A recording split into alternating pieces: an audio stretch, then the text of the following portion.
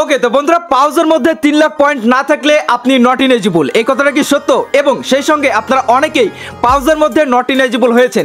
কেন আপনারা not eligible হইলেন সেটাও এই ভিডিওতে আপনাদের জানানোর চেষ্টা করব, এবং সেই সঙ্গে আপনি সত্যি কি ইলিজিবল নাকি নট ইলিজিবল সেটা কিভাবে চেক করবেন সেটাও কিন্তু এই ভিডিও থেকে জানতে পারবেন। সেই সঙ্গে পাউজের প্রাইস কেমন হইতে পারে, কেমন প্রফিট হইতে পারে, সকল কিছু নিয়ে আজকের এই ভিডিও। আশা করছি ভিডিওটি আপনি শেষ পর্যন্ত দেখবেন।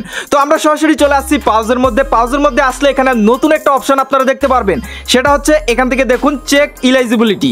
এখানে আপনারা সিম্পল ভাবে ক্লিক করবেন যে আপনি ইলিজিবল আছেন কিনা দেখার জন্য। এবার এখান থেকে দেখতে পাচ্ছেন ভিউ ওয়েবসাইট আছে, এটার উপরে সিম্পল ভাবে ক্লিক করে এখানে যে কোনো একটি ব্রাউজার সিলেক্ট করবেন। এখানে আমি ক্রোম ব্রাউজারটাই সিলেক্ট করে দিলাম। এবার ক্রোম ব্রাউজার সিলেক্ট করার সঙ্গে সঙ্গে আমাকে ক্রোম ব্রাউজারে নিয়ে চলে যাবে, এবং এখানে আমি দেখতে পারবো যে আমি ইলিজিবল আছি কিনা। এখান থেকে দেখতে পাচ্ছেন আমাদের এরকম একটা ইন্টারফেস চলে আসবে। এইবার এখান থেকে 3 ডটে ক্লিক করবেন। এখান থেকে 3 ডটে ক্লিক করছি, দেন এখান থেকে দেখতে পাচ্ছেন ক্লেম অপশন চলে এসেছে, নতুন একটা অপশন অ্যাড করেছে তারা। এবার ক্লেমের উপর আমরা এখান থেকে ক্লিক করে দিব।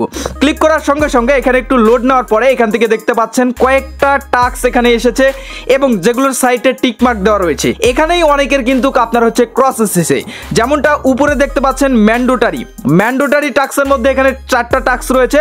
এই 4টাই আপনাকে কিন্তু হচ্ছে টিক মার্ক থাকা লাগবে, আদারওয়াইজ আপনি কিন্তু এখান থেকে নট এলিজিবল। সো এখান থেকে প্রথমে যে টাস্কটি রয়েছে সেটা হচ্ছে ভেরিফাই অন ওয়েবসাইট, মানে হচ্ছে আপনার ওয়েবসাইটের মধ্যে যে টোনকিপার ওয়ালেট এবং সনোরা ওয়ালেট কানেক্ট করার যে বিষয়টা ছিল, আমরা আপনাদের টেলিগ্রামে আপডেট দিয়েছিলাম। তো যারা যারা এটা কমপ্লিট করেছিলেন তাদের কিন্তু এখানে টিক মার্ক চলে আসবে। আপনি যদি না করে থাকেন তাহলে কিন্তু আপনি নট এলিজিবল। এবং এখানে 2 নাম্বার একটি ক্রাইটেরিয়া রয়েছে, যে ক্রাইটেরিয়ার কারণে কিন্তু ম্যাক্সিমাম ইউজার এখান থেকে নট এলিজিবল হয়েছে, এবং সেটি হচ্ছে কমপ্লিট 30 কুইজ। মানে আপনাকে হচ্ছে 30টা টাস্ক আপনাকে অবশ্যই কমপ্লিট করতে হবে। যে টাস্কগুলো মাঝে মাঝে আসতো আপনার টেলিগ্রামে ফলো করা, টুইটারে ফলো করা, এরকম আরো বিভিন্ন ধরনের যেসব টাস্কগুলো আসতো আমরা টেলিগ্রামে আপনাদের দিতাম, এটা মিনিমাম আপনার হচ্ছে 30টা কমপ্লিট করা থাকতে হবে, আদারওয়াইজ কিন্তু আপনি এখান থেকে নট এলিজিবল হয়ে যাবেন। তাছাড়া যদি আপনার 30টা রেফার থাকে, হয় রেফার থাকতে হবে 30টা, না হয় আপনাকে 30টা টাস্ক কমপ্লিট করা থাকতে হবে।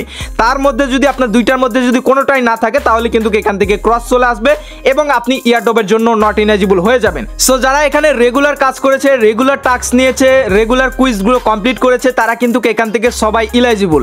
এবং অনেকেই অবহেলা করে টাস্কগুলো কমপ্লিট করেনি কিংবা এখানে খেয়ালই করেনি, তারা কিন্তু এখান থেকে নট এলিজিবল হয়ে গেছে, এবং এখান থেকে ইলিজিবল হওয়ার আর কোনো চান্সই নাই। কারণ এই যে টাস্কগুলো দেখতে পাচ্ছেন, ক্রাইটেরিয়াগুলো দেখতে পাচ্ছেন, এগুলোর মধ্যে যে কোনো একটা যদি আপনার ক্রস আসে তাহলে কিন্তু এখান থেকে আপনি নট এলিজিবল। তাছাড়া আরও একটি ক্রাইটেরিয়া রয়েছে, সেটা হচ্ছে সেভ ফ্রম গ্রিনস, মানে হচ্ছে এই যে কিছুদিন আগে আপনাদের টোকেনগুলো হারিয়ে গেছিল, তারপর আমাদের টাস্কগুলো কমপ্লিট করার পরে আমাদের টোকেনগুলো আমরা ব্যাক এনেছিলাম, এটা যদি কেউ না করে থাকে তাহলে কিন্তু আপনি নট এলিজিবল। তারপরে এখানে রয়েছে অ্যাক্টিভিটি চেক, মানে এখানে আপনি কি পরিমাণ সময় দিয়েছেন, কি পরিমাণ কাজ করেছেন, এটাও কিন্তু খুব শীঘ্রই আপনাদের টিক মার্ক উঠে যাবে। এটা এখনো পর্যন্ত লোডিং নিচ্ছে।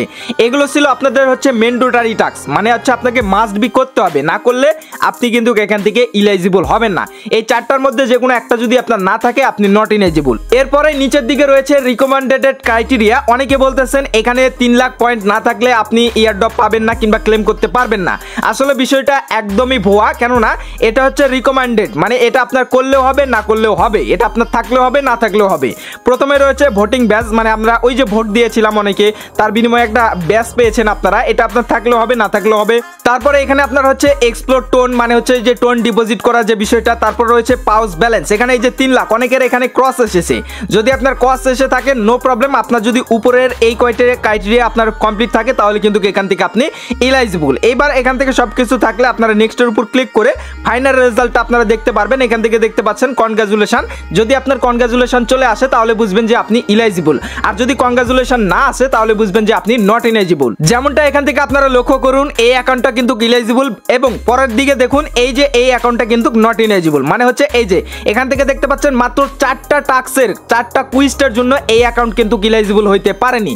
সো আপনারা যারা রেগুলার সময় দিয়েছেন, রেগুলার কাজ করেছেন, সবাই কিন্তু এখান থেকে ইলিজিবল হয়ে গেছেন। এবার আসেন যে পাউজ থেকে আমাদের কেমন প্রফিট হইতে পারে। দেখেন এখানে এইরকম একটা ক্রাইটেরিয়া আনার কারণে অনেক ইউজার কিন্তু এখান থেকে বাদ পড়ে যাবে। এখানে দেখুন এই অ্যাকাউন্টটা মাত্র 4টা কুইজটার জন্য ভাই ইলিজিবল হইতে পারেনি। এরকম মিলিয়ন মিলিয়ন ইউজার রয়েছে যারা এই যে এখানে নট এলিজিবল হয়ে যাবে, যার ফলে ইউজার সংখ্যা কিন্তু কমে আসবে এবং এখান থেকে ভালো প্রফিট একটা পাওয়ার চান্স থেকে যায়। তারপরে বলা যায় না এটা লিস্টিং হওয়ার পরে কেমন প্রাইস হচ্ছে, কেমন অ্যালোকেশন দিচ্ছে সেটার উপর সম্পূর্ণ ডিপেন্ড করবে, এবং আপনাদের যে পাউজ ব্যালেন্সটা রয়েছে ওটা আপনাদের হয়তো কনভার্ট হবে, অথবা আপনাদের ওই ব্যালেন্সের উপর ডিপেন্ড করে কিংবা আপনার যে অ্যাক্টিভিটি অ্যাক্টিভিটিগুলো আছে অ্যাক্টিভিটির উপর ডিপেন্ড করে আপনাকে একটা অ্যালোকেশন দিবে যে আপনি এত টোকেন পাবেন, সে অত টোকেন পাবে, অমুক অত টোকেন পাবে। তারপরে এটা যখন মার্কেটে লিস্টিং হবে তারপর টোকেনের প্রাইসের অনুযায়ী কিন্তু এখান থেকে আপনাদের প্রফিটটা হবে। তবে যেহেতু এখানে অনেকেই নট ইলিজিবল হবে এবং এই রকম ক্রাইটেরিয়া আনার কারণে সেক্ষেত্রে ইউজার সংখ্যা কিন্তু অনেকটাই কমে যাবে, সেক্ষেত্রে আপনার ভাগে কিন্তু প্রফিট পাওয়ার চান্স অনেক বেশি। এখন দেখা যাক বাকিটা কি হচ্ছে। বাইন্যান্সে যদি লিস্টিং হয়ে যায় তাহলে কিন্তু ভালো প্রফিট পাওয়ার চান্স অবশ্যই থাকে, এখন সম্পূর্ণ লিস্টিং হওয়ার পরেই বলা যাবে। সো যারা যারা এখান থেকে ইলিজিবল হয়েছেন তাদের জন্য কনগ্রাচুলেশন, এবং অবশ্যই কমেন্ট করে জানাবেন যে আপনি ইলিজিবল নাকি নট ইলিজিবল, এবং পরবর্তী আপডেট পেতে অবশ্যই আমাদের টেলিগ্রাম চ্যানেলে যুক্ত হয়ে যাবেন। তো আজকের ভিডিওটা এখানে শেষ করে দিচ্ছি, দেখা হচ্ছে নতুন ভিডিওতে। সবাই ভালো থাকবেন, সুস্থ থাকবেন এবং আমাদের এই চ্যানেলের পাশেই থাকবেন। Good bye.